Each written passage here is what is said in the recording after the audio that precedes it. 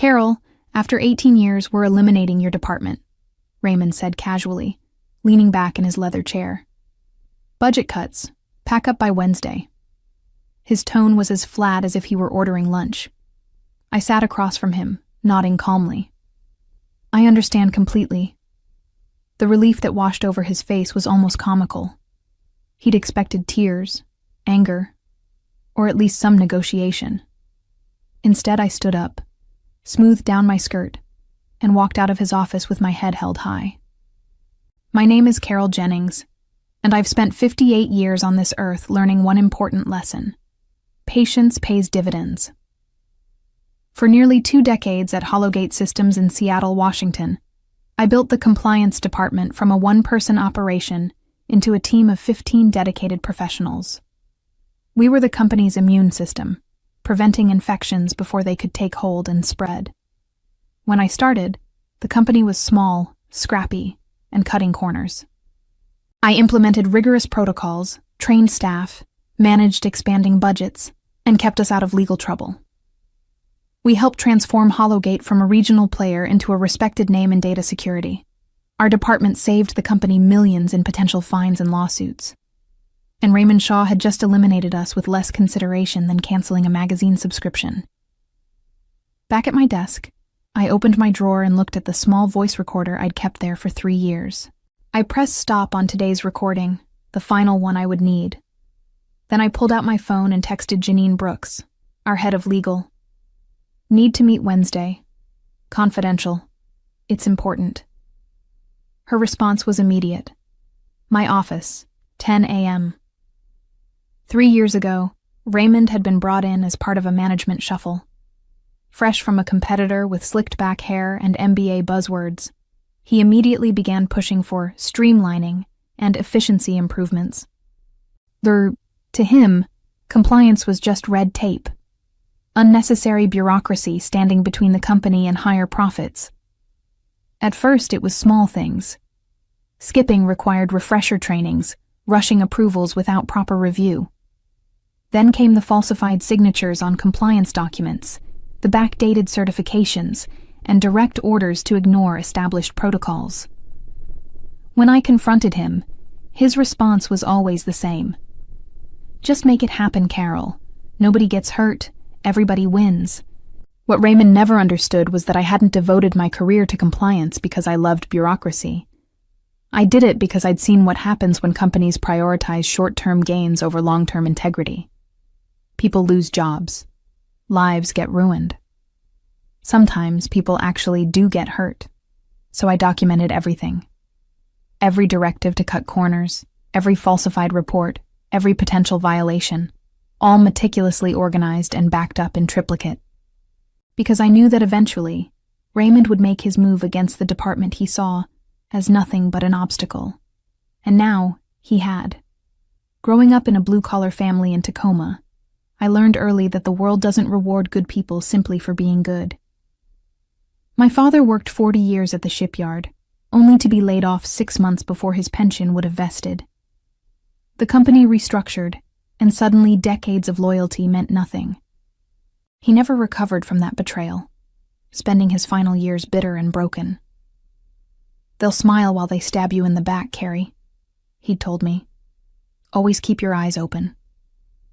I carried that lesson with me throughout my career. When I joined Hollowgate Systems in 2006, it was a promising company with good products but loose operations. The founders were brilliant engineers who needed someone to build infrastructure around their innovations. I became that someone. Year after year, I expanded our compliance framework as the company grew. I hired the right people, developed training programs, and created systems that protected both the company and its clients. The previous CEO, Thomas Miller, understood the value we provided and supported our work fully. Carol runs the department that keeps us all employed, he used to say at company meetings. When she talks, we listen. But Thomas retired 5 years ago, and the new leadership team had different priorities. Quarterly results, market share, growth at all costs. Raymond Shaw epitomized this new direction. The first time I sensed trouble was during a quarterly review meeting in 2021. Raymond interrupted my presentation on updated data security requirements. "Carol, these extra steps are killing our deployment schedule," he said, not bothering to hide his irritation. "Our competitors aren't doing all this. We need to be more flexible." After the meeting, he pulled me aside. "Look, I respect what you've built here, but times are changing. Sometimes we need to interpret regulations creatively." That night, I purchased the voice recorder. Over the following months, Raymond's creative interpretations became increasingly brazen. He directed teams to ship products before security testing was complete. He had my staff falsify training records for audits. He personally signed off on compliance certifications without performing the required reviews. Each violation went into my growing file. I wasn't being vindictive. I was protecting myself and my team. If anything went wrong, Raymond would ensure we took the fall. I'd seen it happen before. My department became a target for his frustration. He cut our budget repeatedly, blocked promotions for my staff, and excluded us from key meetings. Still, we persisted, doing our best to maintain standards despite increasing pressure. I never expected him to eliminate the entire department. That was bolder than I thought even Raymond would dare. But I was prepared nonetheless. Tuesday morning, the day after Raymond's bombshell announcement, the compliance department was in chaos. My team gathered in our conference room, faces displaying various stages of shock, anger, and fear. 18 years? And this is how they treat us? Said Vivian, my deputy who'd been with me for 12 years. No warning, no transition plan. It's unbelievable. What about our ongoing projects? Asked Thomas, our newest team member. The ISO certification is due next month. Who's handling that? I let them vent their frustrations for a few minutes before calling the room to order. I know this is difficult news, and it's completely unfair. But right now, we need to focus on documenting everything and ensuring a clean handover. Handover to whom? Vivian asked bitterly. They're scrapping everything we've built. I met her gaze steadily. Just because they're eliminating our department doesn't mean the work disappears. Someone will have to pick up these responsibilities and they'll need our documentation. The team looked unconvinced, but they trusted me. We spent the day organizing files, creating process guides, and preparing handover notes. Throughout it all, I maintained a calm exterior, though inside I was cycling through my own emotions. First disbelief, then white-hot anger, and finally, cold determination. During lunch, I slipped away to meet with Philip Johnson from IT security. He'd been an ally over the years, often backing me in disagreements with Raymond. I heard what happened, he said as we sat in a cafe across from the office. It's insane. The auditors will have a field day when they discover there's no compliance function. That's assuming they discover it, I replied. Raymond's probably planning to distribute our responsibilities across departments, making it look like everything's covered. Philip shook his head. Classic Shaw move. Eliminate the expertise. Keep the window dressing. I leaned forward. Philip, I need a favor. Can you preserve the access logs showing who modified our compliance documentation system over the past 3 years? And the backup copies of the original documents? His eyes widened slightly. Carol, what are you planning? I'm planning to protect this company from Raymond's recklessness, I said simply. Will you help? He didn't hesitate. The logs will be in your email by end of day. Just be careful. Back at the office, I found an envelope on my desk. Inside was a termination agreement. In exchange for 2 months' severance pay, I would waive any right to contest my termination and agree to a non-disclosure clause about company operations. The amount was insultingly small for someone of my tenure and position. This was Raymond's final humiliation, expecting me to sign away nearly 2 decades of service for a pittance. I placed the unsigned agreement in my drawer next to the recorder. Tomorrow, I would bring everything to Janine Brooks. The head of legal had always been professional with me, though we weren't close. but I knew her reputation for integrity. For the first time since Raymond's announcement, I allowed myself a small smile. He thought Wednesday would be my end at Hollowgate. He was wrong. It would be his. Wednesday morning arrived with gloomy Seattle rain that matched the mood in our department. People moved silently through their final tasks, occasionally stopping to exchange contact information or quiet words of encouragement. I had arranged a goodbye lunch for later, but first I had my meeting with Janine. I arrived at her office at precisely 10 a.m., carrying a nondescript accordion folder. Her assistant nodded me in immediately.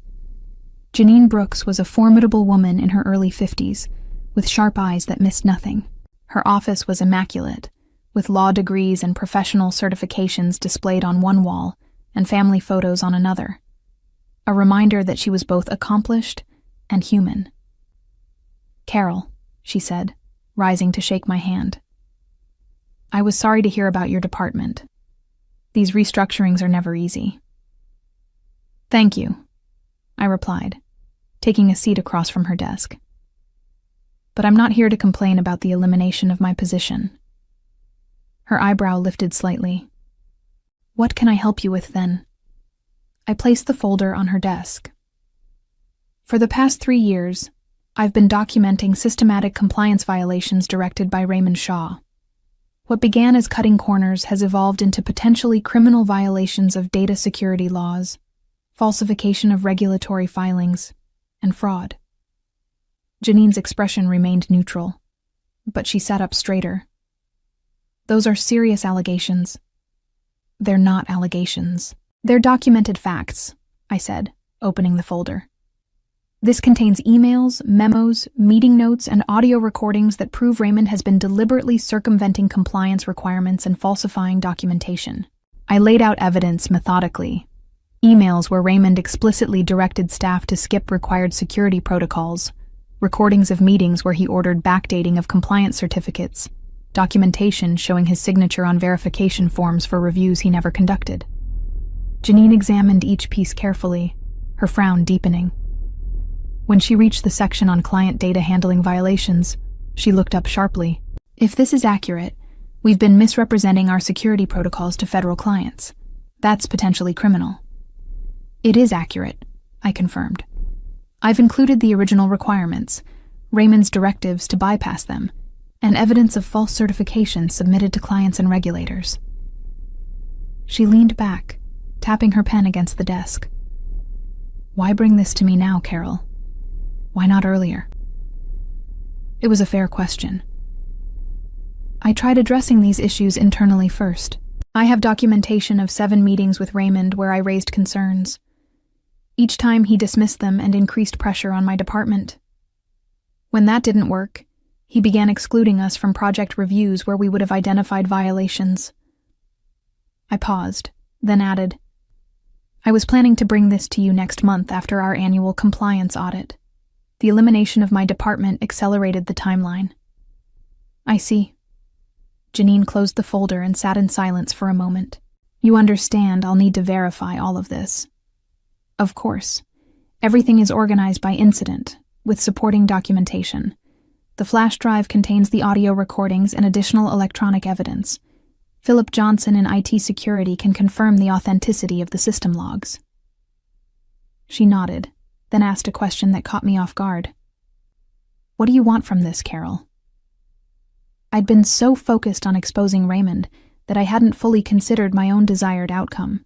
"I want the company to address these violations before they cause real harm. Some may require disclosure to clients or regulators.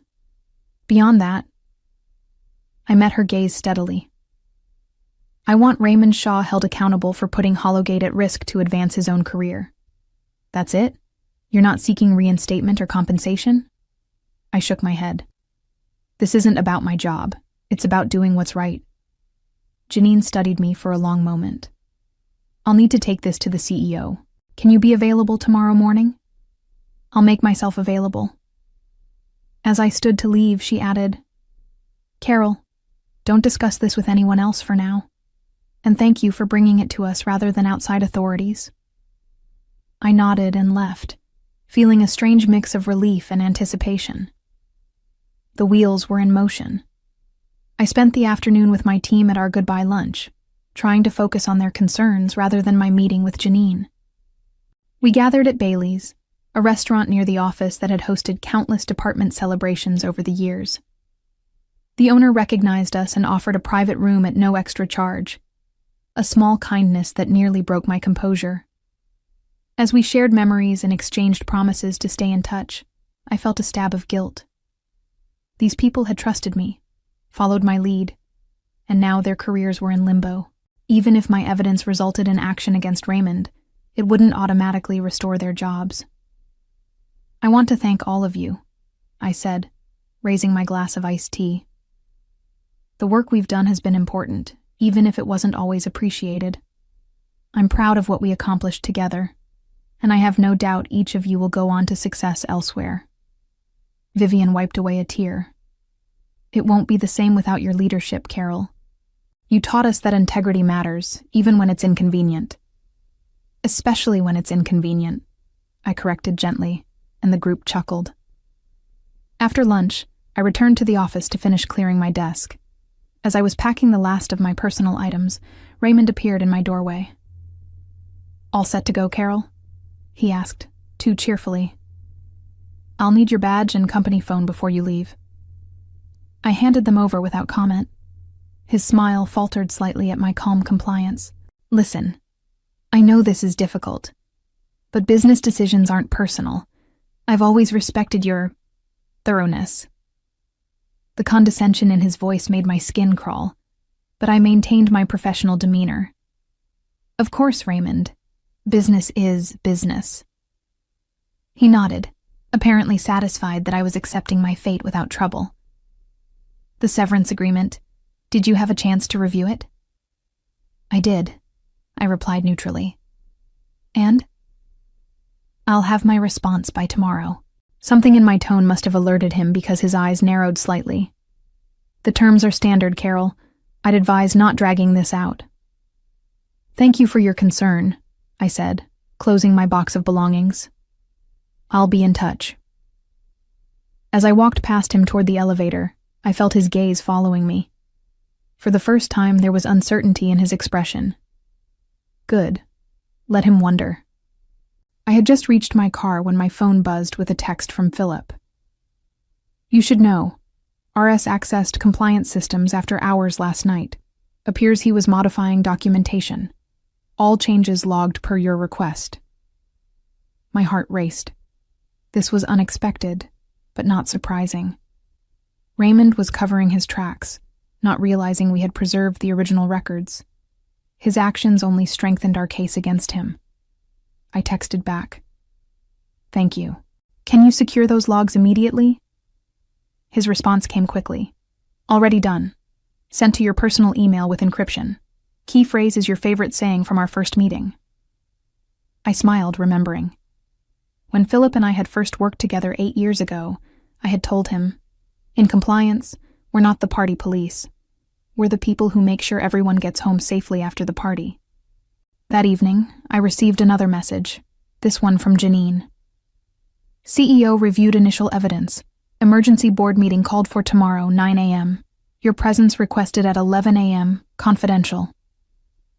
As I prepared for bed, I received one final text, from Raymond himself. "Carol, let's meet for coffee tomorrow, 8 a.m. Need to discuss your transition package. Potential for improvement if we can align." So he was getting nervous. Perhaps he discovered that I'd met with Janine, or maybe he was just trying to secure my silence. Either way, his timing was telling. I texted back, "Unfortunately not available at 8.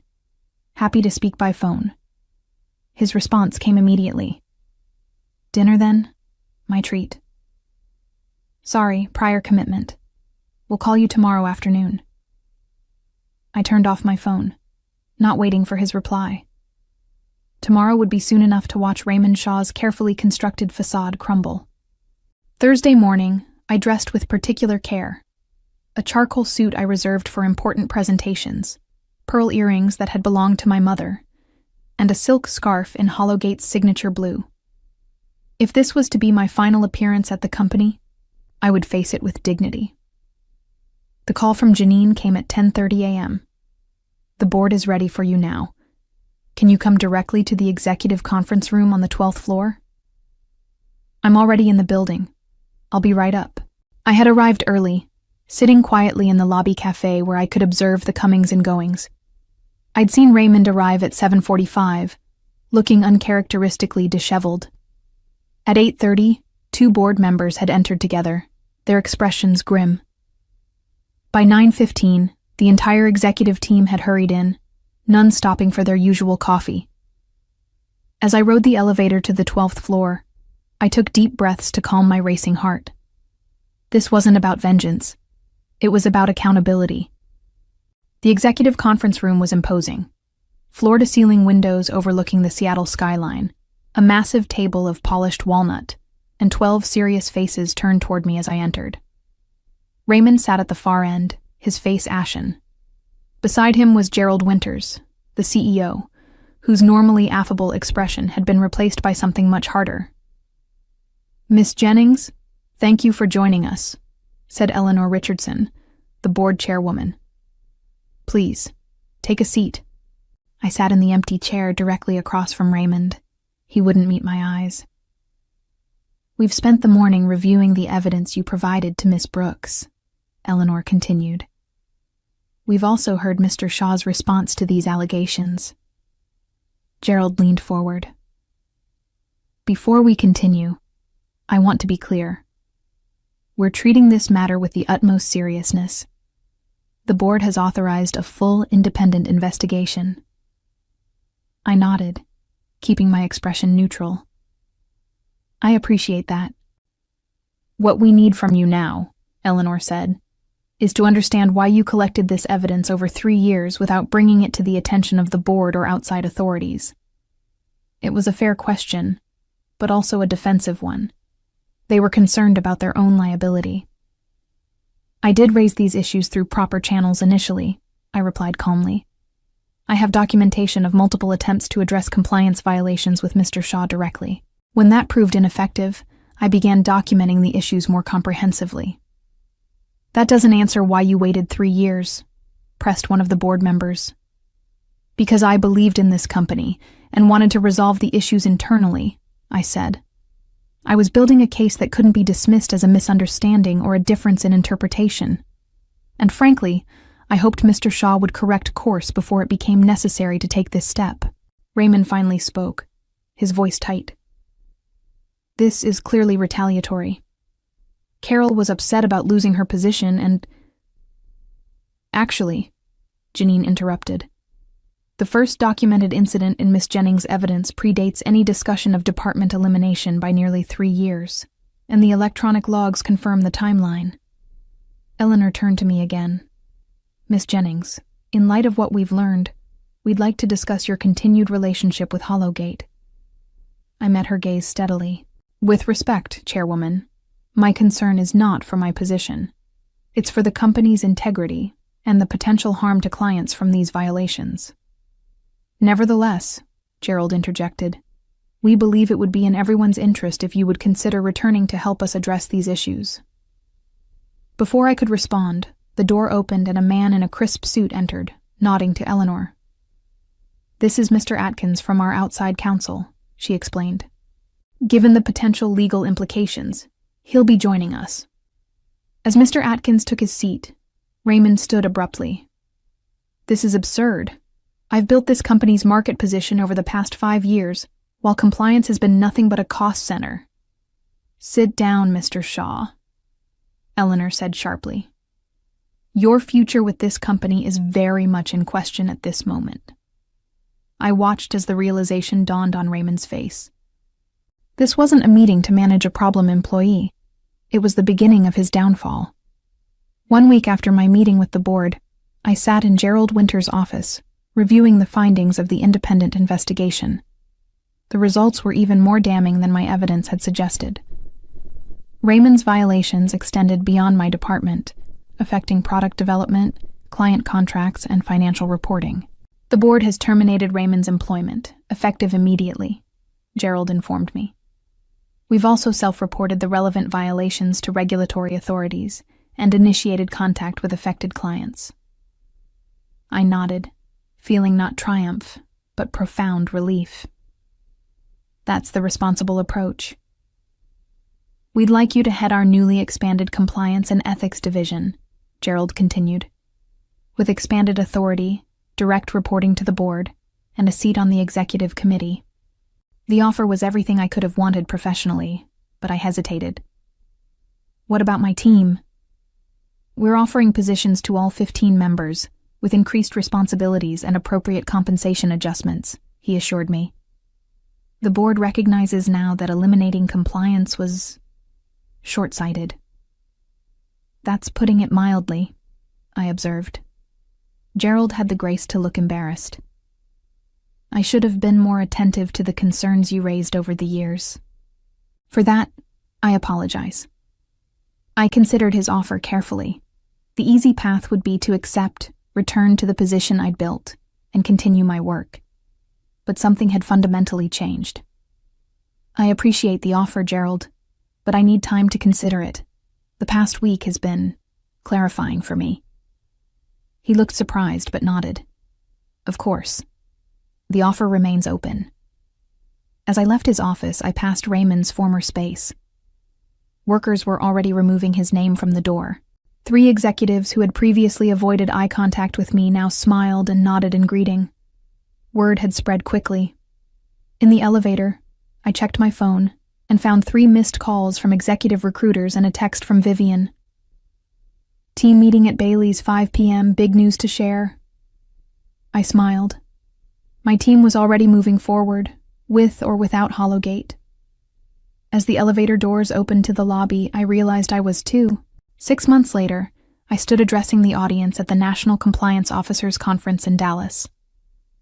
My keynote speech, Ethical Guardianship in the Age of Acceleration, had drawn a capacity crowd. Compliance isn't just about rules and regulations, I concluded. It's about creating a culture where doing the right thing isn't exceptional. It's expected. Where integrity isn't a department, but a shared value. The applause was gratifying, but more meaningful were the nodding heads of professionals who understood the daily challenges of upholding standards in environments focused on speed and profit. Afterward, during the reception, a young woman approached me. Miss Jennings, your story has been an inspiration to many of us. The way you stood up for principles, even at personal risk. It's what this profession should be about. Thank you, I replied, touched by her sincerity. But remember, documentation without action is just record-keeping. The hardest part is knowing when to act on what you've gathered. She nodded earnestly. I'd love to learn more about your new consulting practice. After declining Gerald's offer at Hollowgate, I had launched Jennings Integrity Advisors, helping companies build robust ethical frameworks rather than mere compliance checkboxes. Already, we had clients across 4 states and a waiting list of others. More surprisingly, Hollowgate had become our biggest client. Gerald had hired us to rebuild their compliance culture from the ground up, with my former team serving as internal partners in the transformation. Raymond, meanwhile, had not fared well. The regulatory investigations triggered by Hollowgate's self-disclosure had revealed similar patterns at his previous employers. His certification as a security professional had been revoked, and he was now facing potential civil penalties. Justice, I reflected, often arrives at its own pace. But it does arrive. My new life hadn't been part of any plan, but somehow it felt right, using my experience to help others avoid the mistakes I'd witnessed firsthand. The lessons I learned during my 18 years at Hollowgate had become the foundation for helping other organizations build cultures of integrity, not just compliance. Every company I advised was one more where employees could do their jobs without compromising their values, and where leaders understood that shortcuts inevitably lead to longer, costlier paths in the end.